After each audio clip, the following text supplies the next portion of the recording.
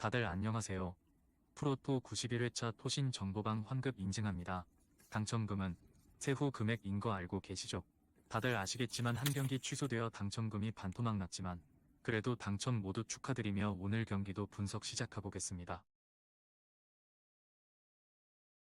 금일 첫 번째 경기 AT 마드리드 대 오사수나 분석 시작해 보겠습니다.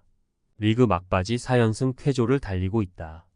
4위 안에 안착하는 것은 확정이고 상황에 따라서는 2-3위까지도 노려볼 만하다. 또한 직전 헤타페 전 0-3승에서는 침묵하던 그리즈만 FW 최근 5경기 3골이 해트트릭 원맨쇼를 선보이며 살아났는데 아틀레티코 마드리드에게 굉장한 호재로 작용할 전망이다. 또한 역습에 관한 문제도 5-4-1을 기반으로 한 공격적인 전술로 확실히 해답을 제시한 모습. 꽤나 괜찮은 시즌 마무리를 앞두고 있다. 4연패 이후 2경기 무승부를 거두며 6경기 무승이다. 하지만 무승부를 거둔 매치 vs 아틀레틱 클루브 2-2 무 vs 마요르카 1-1 무에서 경기력들이 나쁘지 않아 꽤나 기분 좋은 무승이다. 부디미르 ST 최근 5경기 3골의 폭기가 늦춰지는 상황에서 라울 가르시아 FW 최근 5경기 1골 1도움 루벤 가르시아 FW 최근 5경기 1골과 지공 상황에서 득점을 보여준 것이 고마운 오사수나다. 부디미르가 이번 경기에서는 복귀가 유력한데 아틀레티코 마드리드는 세트피스 상황에서 곱게 당해주지 않는다. 아틀레티코 마드리드의 승을 예상한다. 결국 오사수나가 꽤 좋은 흐름을 탔고 든든한 지원군도 복귀할 예정이라지만 객관적인 전력차를 뒤집기는 당연히 어렵다. 아틀레티코 마드리드는 이번 시즌 홈에서 패배가 단 1회뿐이고 전적은 너무나 압도적이다. 오사수나 승리의 7.46배의 배당이 걸린 이유가 있다. 금일 두 번째 경기 바르셀로나 대 라요 바에카노 분석 시작해 보겠습니다. 최근 차비 감독의 거취에 대해 다시 한번 기사들이 나오며 팀 내부적으로 뒤숭숭한 상황이다. 하지만 그럼에도 바르셀로나는 바르셀로나. 핵심 자원들의 이탈로 기회를 잡은 쿠바르시 CB-포르트 알비 최근 5경기 2도움 페르민 CM 최근 5경기 4골의 경기력은 경이로운 모습. 특히나 역사적으로 두 줄 수비팀을 워낙 잘 잡아왔던 바르셀로나인지라 라요 바에카노와의 홈 경기는 그리 부담스럽지 않은 것이 사실이다. 직전 경기 vs 그라나다 2-1승에서는 경기 5분 트레오 CM가 퇴장당했음에도 10명의 선수단이 강한 조직력을 바탕으로 효율적인 승리를 거뒀다. 잔류 확률이 99%에 임박하였기에 선수단의 어깨에 힘이 빠질 수밖에 없다. 팔라온 FW 최근 5경기 1골과 르젠 12 최근 5경기 1골의 경기력은 출중했으나 주 득점원을 담당해야 할 카메오 ST의 침묵이 계속되는 상황. 바르셀로나 원정에서 반전을 기대하기는 힘든 것이 사실이다. 바르셀로나의 일방적인 승리를 예상한다. 아무리 바르셀로나가 뒤숭숭하지만 결국 바르셀로나다. 새로운 자원들이 우후죽순 등장하는데 기존에 이탈했던 자원들도 대부분 돌아와 경쟁 구도를 만든 상황이다. 또한 선수비 팀들을 무너뜨릴 만한 테크니션도 존재한다.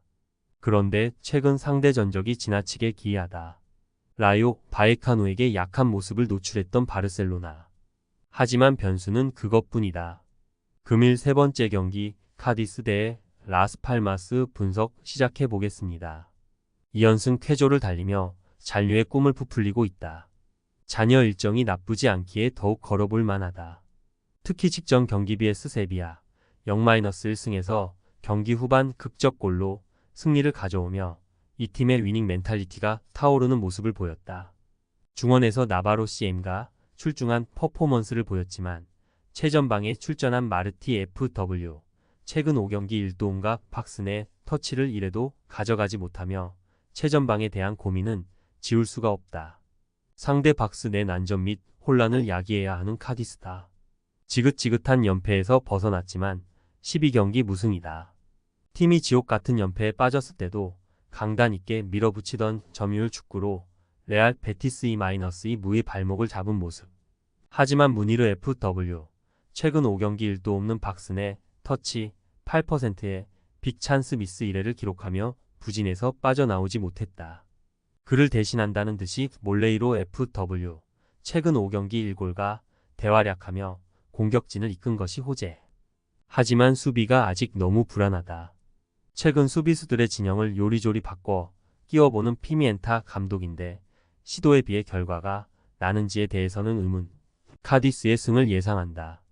라스 팔마스가 나쁜 흐름에서 어느 정도 벗어났지만 최전방에서의 빈공 같은 문제점은 여전히 산재함을 보였다.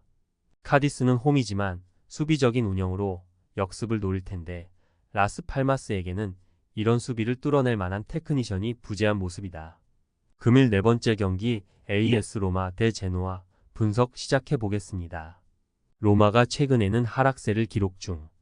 다만 공격에서는 나름대로 꾸준하게 득점을 기록하고 있다.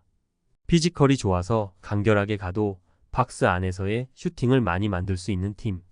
게다가 미드필더진의 공 소유와 압박도 대로시 체제에서 상당히 올라온 상황이다.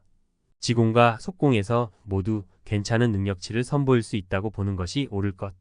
제노아도 나름 중위권 팀들 중에서는 중원이 괜찮은 팀. 다만 제노아가 최근 피오렌티나 라치오 밀란 등 체급에서 한 수 위의 팀을 상대로는 다소 부진한 흐름을 타고 있다. 밀란의 강한 전방 압박을 뚫어내는 역량을 보여주기도 했지만 아무래도 기본적인 전력에서는 한계를 보이고 있다고 할 수 있을 것. 로마가 승리를 거둘 것으로 본다.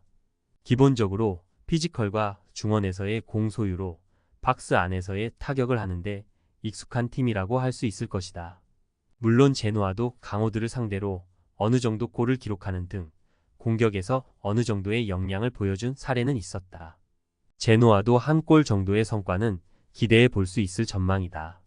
금일 다섯 번째 경기 르아브르 대 마르세유 분석 시작해 보겠습니다. 르아브르는 거의 공격을 포기한 양상을 보여줄 수도 있겠다.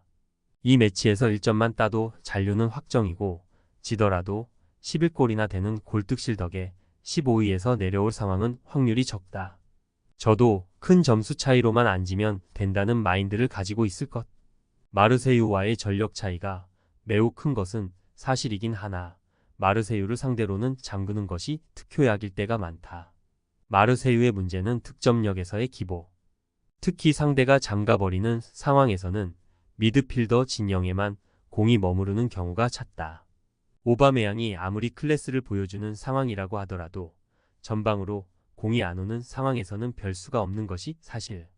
감독도 코트 디부아르 감독 시절에 이 문제를 해결하지 못하고 경질을 당했으니 마르세유는 늘 내려앉는 팀을 상대로 고전하는 편이라고 할 수 있겠다. 과감하게 간다면 무승부를 노리는 것도 일리가 있다. 결국 르아브르가 잠가버리는 상황을 만들 것이고 이를 마르세유가 제대로 공략할 가능성이 적다는 점을 감안해야 할 것. 르아브르 입장에서는 저도 크게 지지 않는 상황만 만들면 되고 철저하게 저득점 양상으로 이어진다면 실리를 챙기는 셈이다. 금일 여섯 번째 경기 랑스 대 몽펠리에 분석 시작해 보겠습니다. 일단 이기면 6위를 확정 지을 수 있게 된다. 랑스가 이 매치에서 비기는 것을 노리지는 않을 것. 다행히 압박을 매개로 강호들을 잘 상대하는 역량은 보여준 바 있고 Y도 돌아오면서 전방 상황도 나아졌다. 물론 랑스가 다득점을 굳이 노리기보다는 어느 정도 실리를 노려야 할 상태. 몽펠리에도 최근까지 상승세를 탄 팀이기도 했다. 몽펠리에가 일단 지난 경기에서는 약점을 드러낸 모습. 최근 니스 등 수비가 괜찮은 팀에게 승리를 기록하기도 했지만 모나코가 3-5-2로 중앙 블록을 두텁게 세운 것이 결국 무득점 패배로 이어지고 말았다. 상당히 공격적인 플레이를 하는 상황에서도 중앙 압박이 강한 팀을 상대로는 부진한 경우가 제법 있는 편. 랑스를 상대로도 2020년 이후로는 2골 이상 기록한 적이 없다. 랑스가 신승하는 것을 기대한다. 기본적으로 몽펠리에가 압박이 강한 팀을 잘 상대하기 어려워하는 편인데 랑스의 압박은 UCL에서도 어느 정도 저력을 보여준 편.